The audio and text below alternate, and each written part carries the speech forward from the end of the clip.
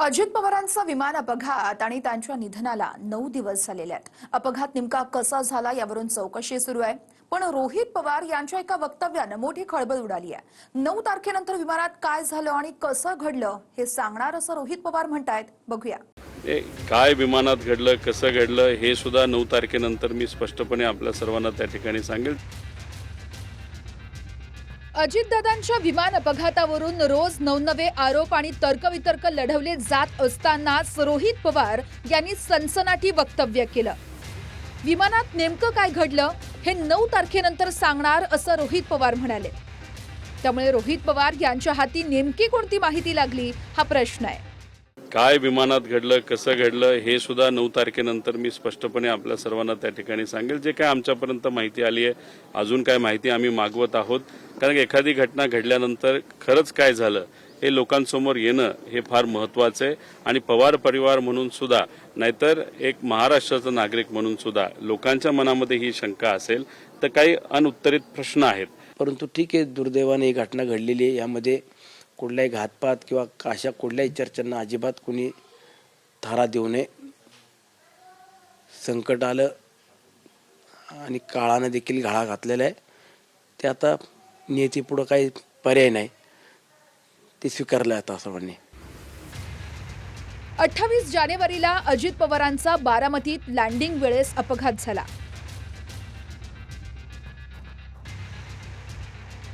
28 जानेवारी ते 9 फेब्रुवारी असे 13 दिवस होतात. 13 दिवसांचा दुखवटा हा 9 तारखेला संपतो. त्यामुळे वारंवार रोहित पवार 9 तारखेचा उल्लेख करतायत. पण रोहित पवार यांनी विमानात काय घडलं हे सांगणार असल्याचं सांगून महाराष्ट्राच्या जनतेची धाकधूक वाढवली आहे. विमानातली रोहित पवार यांच्या हाती कोणती माहिती लागली? विमानात काय घडलं म्हणजे रोहित पवार कशाबद्दल बोलत आहेत? विमानात बिघाडाबद्दल की कोणत्या चुकीवर रोहित पवार बोट ठेवत आहेत? मुंबईहून विमान टेक ऑफ झाल्यानंतर आणि बारामतीत लँडिंगच्या 6 मिनिटांच्या आधीपर्यंत परिस्थिती नॉर्मल होती.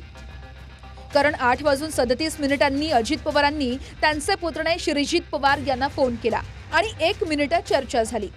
अरे बाबा, दिगंबर दुर्गाडे गेले अनेक वर्ष माळी समाजाचा माणूस, चेअरमन मी केलेला आहे. आम्ही पण सगळ्या जाती धर्माला बरोबर घेऊन जातो बाळा. 8:38 अजित पवारांनी फोन ठेवला आणि त्यानंतर पुढच्या 6 मिनिटात म्हणजेच 8:44 विमान कोसळलं.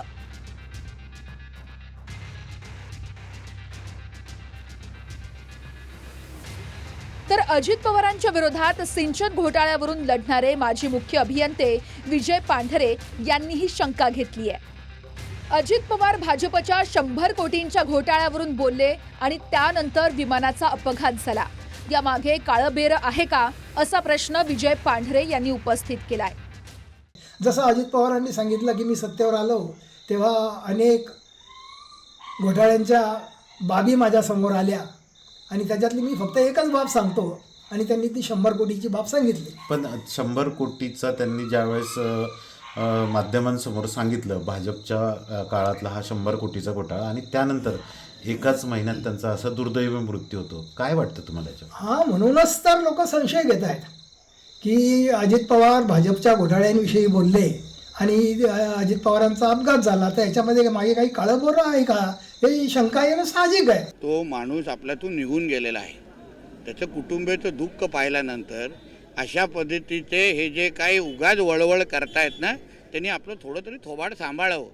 आज पूर्ण महाराष्ट्र दुःखात आहे, त्यांचं कुटुंब दुःखात आहे. म्हणून अशा पद्धतीचे आरोप कधी कधी कधी करायचे याची काहीतरी वेळ आणि काहीतरी डोकं असलं पाहिजे ना, काहीतरी डोकं असलं पाहिजे. आणि म्हणून अशा लोकांना उत्तर न देणं हे बरं आहे. अजित पवारांच्या विमानाच्या अपघातावरून चौकशी सुरू झालेली आहे. विमानाचा आणि पायलटच्या संभाषणाचा डेटा ज्या ब्लॅक बॉक्समध्ये असतो त्या ब्लॅक बॉक्समधून माहिती गोळा करण्याचं काम सुरू झालंय. त्यामुळे किमान महिनाभरानंच प्राथमिक माहिती तरी कळू शकेल. पण त्याआधी रोहित पवार यांनी विमानात काय घडलं हे 9 तारखेनंतर सांगणार असं वक्तव्य करून आणखी धाकधूक वाढवली आहे. बुलढाण्याहून गणेश सोलंकीसह दीपक कापरे, TV9 मराठी, बारामती.